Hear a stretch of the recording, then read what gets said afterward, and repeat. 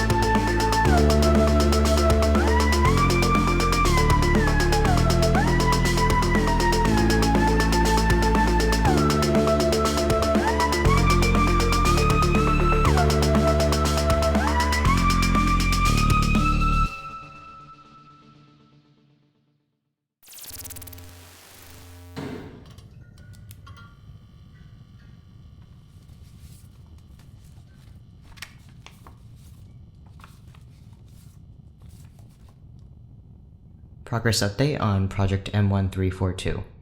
Well, I'm not sure if progress is the right word to use. Things have changed, that much is true. Dr. Cain suggested earlier that it might be good to test the abilities of our process on a pair less compatible than Miss Kroeber and Algernon. Although we are only doing this out of necessity, and I would not listen to Cain's neurological ideas on any other occasion, I believe he may be onto something. At the very least, once the next set of trials have been completed, I will have enough data to write a comprehensive paper. Clinical trials and the earthside medical industry are different beasts, but I will deal with them when they begin. Dr. Cain has taken over from Miss Kroeber as the patient, for lack of a better term, and Vic will be attempting to retrieve a specific item or phrase from his memory. We are finally beginning to settle into a rhythm, a replicable process. I suppose that is progress, but I worry that the personnel change will set us back. My engineer will be sedated and disassociated for the duration of the trials, and I trust his skills in an electrical or technical emergency far more than I trust my own. He has assured me that he's built in enough bypasses and kill switches over the past week to prepare for a worst-case scenario. He has also made some modifications so that there is smaller margin for sudden shifts in dominant consciousness, like we saw last time Vic and Jules were under. I've checked his blueprints, but between Cain's personal shorthand, unreadable handwriting, and my own lack of experience, I am operating more on faith than knowledge, something I'm never keen on doing. But it's necessary. Whoever has access to these updates in the future may question my decision to allow Miss Kroeber to leave the experiment. It is true that I could force her to stay, that is, working against my best interest to replace her. But there are certain benefits this position affords me that I cannot stomach. Whoever may be listening must know that I am famously married to my work, but my days of putting a hypothesis before the people I am testing it on are far behind me. Even in my days back on Earth, I was never putting anyone in direct psychic or physical danger, not knowingly. Jules is at too great of a risk of lasting mental damage from these trials, and her memory, from what I gather, contains information that could put even more people in danger, notably the members of one of the few surviving above-ground autonomous zones. Dr. Cain, it would seem, has far less to hide.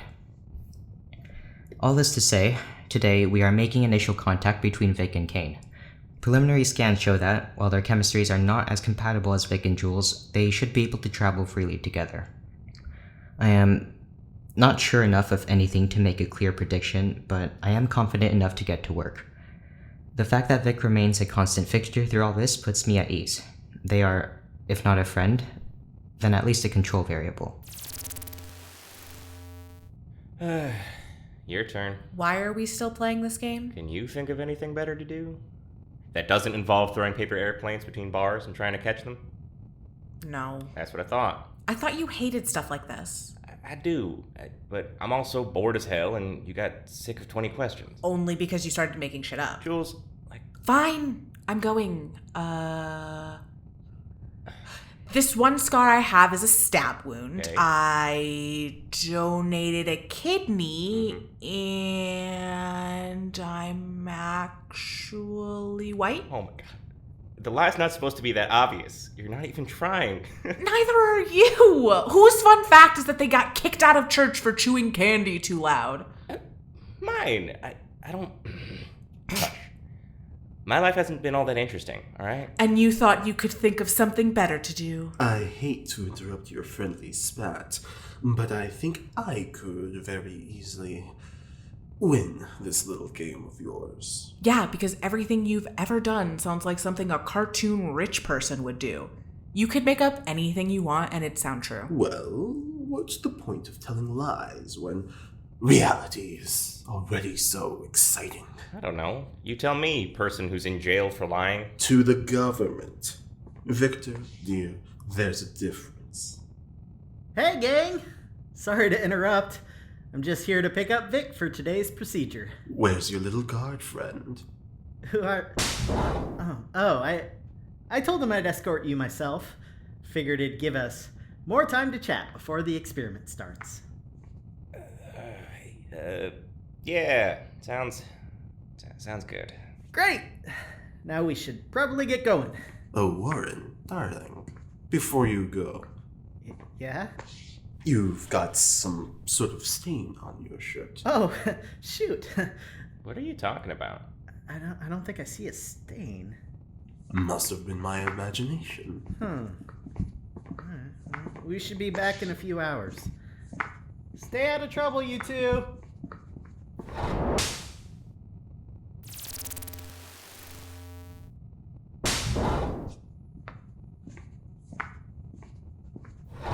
You ready to rock and roll?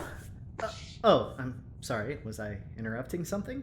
No, just recording some final thoughts before we begin the experiment. Where's Algernon? I thought you were going to retrieve them on your way. Hey, here, sorry. Also, quick question. Let's rock and roll. Who says that? Plenty of people. I've never heard anyone say Algernon, Dr. Cain, can you please focus? that. Sorry. Sorry. Thank you. Now please go to your proper station, and I will be over shortly to properly secure you, Algernon. Dr. Cain, would you mind reviewing the failsafe functions one last time before moving forward with the procedure? Yeah, of course. Actually, I think I might have a recording of some last Gosh darn it. Is there an issue, Dr. Cain? No, I just think I probably left my recorder back in my room. We're running short on lab time. Will I be able to operate without it? It's fine. I'll just explain it to you again, and even if you forget, it should be just fine. This machine can practically run itself. For your sake, Dr. Cain, I certainly hope so. So what'd you take from him? How dare you accuse me of such a thing? I would never, in a million years, do something so petty as taking. Creative borrowing, or even stealing, on the other hand, that is something I am well acquainted with. You stole his recorder? Borrowed, Jules, dear. Do you know how much shit we could get into if he finds out? That's like all of his work for Mnemosyne. Oh, please. He'll probably just assume he left it at home, if he realizes it at all. He won't even miss it until I slip it back into his pocket. Besides, aren't you just dying to know what our dearest Dr. Cain spends his days rambling about? Perhaps there's even more going on beneath the surface than canned jokes and poor taste in fashion. If we get caught, I'm blaming you. Deal.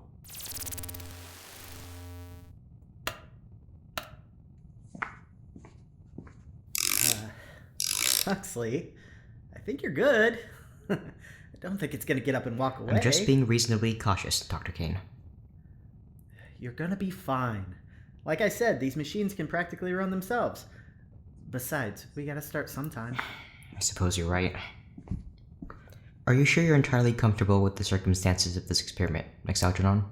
Well, I was, until you made it sound like a death wish. Victor? Kidding, I'm kidding. Yeah, I'm fine. It'll be fine. There's no way you can mess this up, right? Thank you for the vote of confidence, Algernon. What I'm trying to say is that I know that you'll get me out of here if shit goes sideways. You're the doctor, right? Yes? then it'll be fine. It will be fine. Now, please remain completely still and close your eyes. Going under in 3, 2, 1. Huxley! Open this fucking door! Miss Kroeber? Huxley! Please listen to me. You need to stop this experiment right Miss Kroeber, now is hardly the appropriate time for this conversation, seeing as we've begun the experiment and you're obviously in distress. Please, for once in your life, call it off, Huxley! Huxley! Aster, please!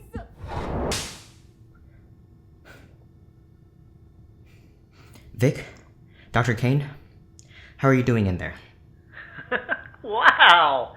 This is neat! We're alright, Doc. It looks a lot different in here than I was expecting, but we're on solid ground, so... Describe it. Well, it's a city street. Big financial-type buildings everywhere. All the cross streets seem to lead to different memories. They get kind of fuzzy and multicolored about half a block down. I'm not really sure why this is what my subconscious looks like. Maybe something big happened to me as a kid here that I If I repressed. had a formative memory in the financial district, I'd repress it too. It's not technically your subconscious, you know, it's... Never mind. This is working. This is going well. Yeah, it is.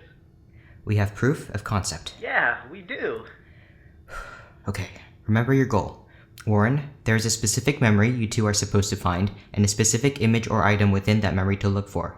Do you have it in mind? No pun intended, I'm assuming. No. Yeah. I think I've got something in mind.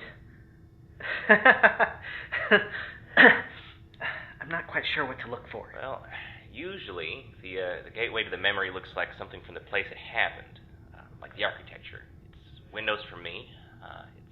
I think it's more of like a sensory thing for Jules, like smells and feelings. It seems like it's streets for you. So we're looking for the street that looks like the street the thing happened on. Yeah. What if it wasn't on a street? Guess we'll find out. Before you move too far, try and find a landmark here, so you have something to come back to. Your current location represents the point of the disassociative state closest to consciousness, so you'll have to return before I can reduce the electrical current with the smallest risk of side effects. I'm sorry. Side effects? Since when were there side effects? Did we even talk about that? We haven't had to, because all your trips have successfully ended with the return to your brain's landmark. I intend for it to stay that way.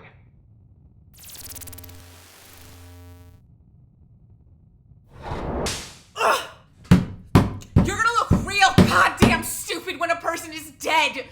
I hope you're proud of yourself. Said, shut up! Make me!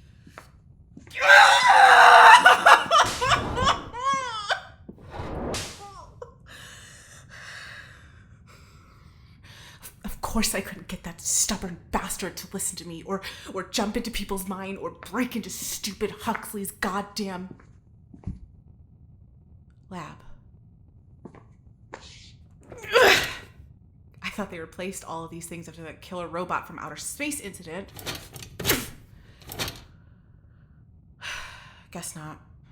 I'm probably going to be in solitary forever after this, aren't I? You better not be dead then.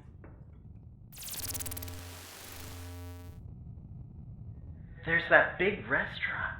Oh, that's my favorite burger joint from when I was a kid. My dad used to take me there every time Yep, that'll work. Let's start looking. You don't want to hear my story? Not really. This street look like the one? No, too suburban. Okay. What about this one? Wrong time of day. How far back are we gonna have to go? Like, no offense, but Warren Cain's Wall Street of Memories kind of freaks me. I'm sorry I don't have a more exciting brain, Vic. I tried to clean up for you. Can we focus on the matter at hand? Do any of the following streets look promising?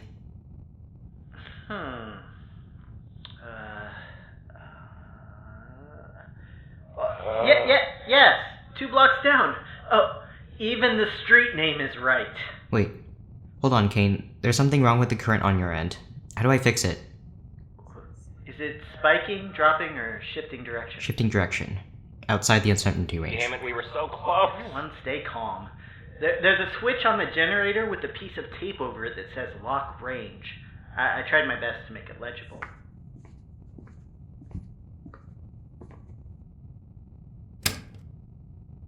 That seems to have fixed it. Thank you. I told you, failsafe. Yes. Okay. Continue what you were doing. Here we are.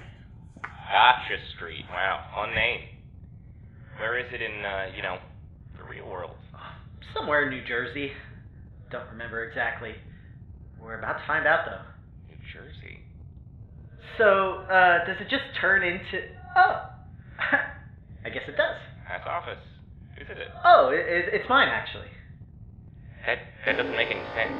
There's a big Jesse logo right up there. Fuck. No. What the hell's going on out there, Huxley? Shit. Process update. The current pattern of our electrics has changed completely. It's creating a feedback loop in the space between the subjects instead of transferring information between them. Fix levels are off the charts. Warren, you said this wouldn't happen. I can't see anything. I don't... What is happening? Jules, How did you... You think they replaced every vent on this goddamn hunk of junk just for you? Jules there? Why are you here? Have you lost your mind? Jesus Christ, we don't have time for this. Your assistant is full of shit. He's been telling his stupid diary about his plans to backstab us the moment he got the chance, and he's planning to use Vic for... I don't know, something. I don't understand. Of course you don't. You better choose your next move carefully. Whoa, Jules! Relax. No need to be waving that thing around. We can all still be friends here. What's going on out there? Like hell we can, you lying bastard. We should have never trusted you for a second. Everyone, please, put the weapons down. I need a moment to think. Dr. Cain, is she telling the truth? Warren, I can barely hear you. I don't know where I am. Huxley! Why don't you both take a seat and we can talk this out? Civilly. Not that you have much of a choice. I just want a chance to explain myself before you all try to string me up in the gallows, you know?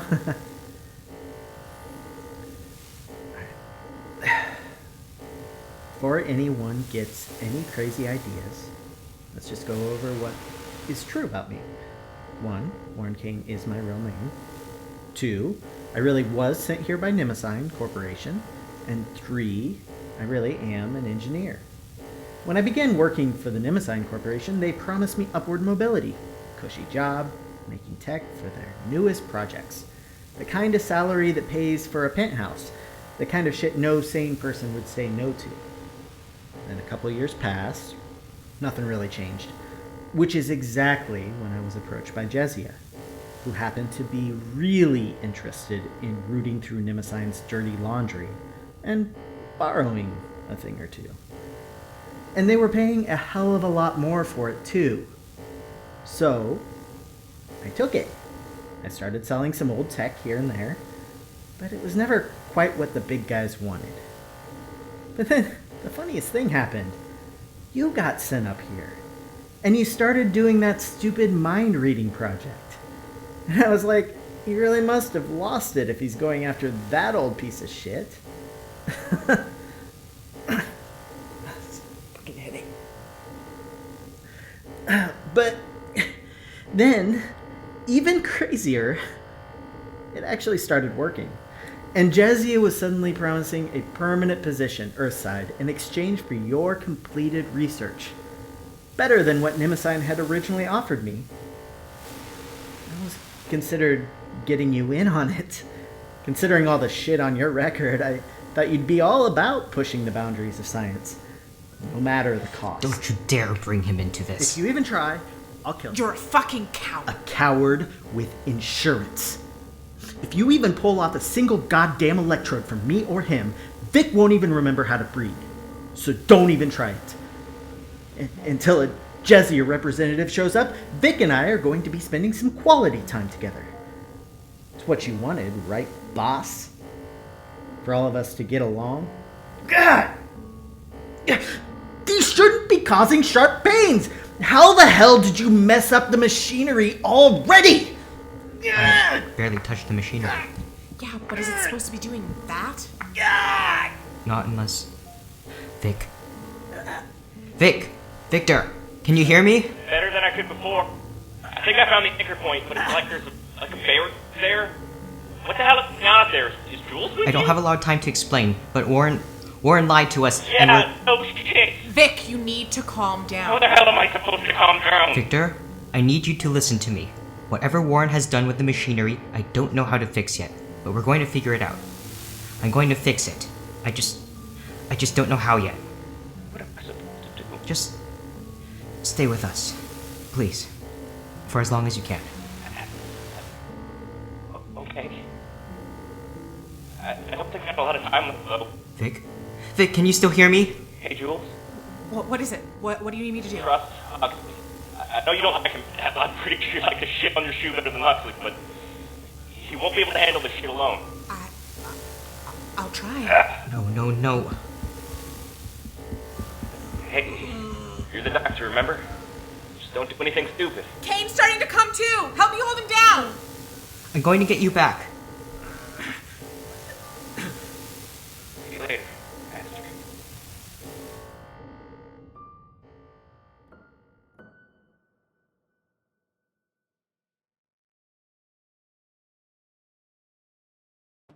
Today's episode was written by Stanford Blue and Jack Loney.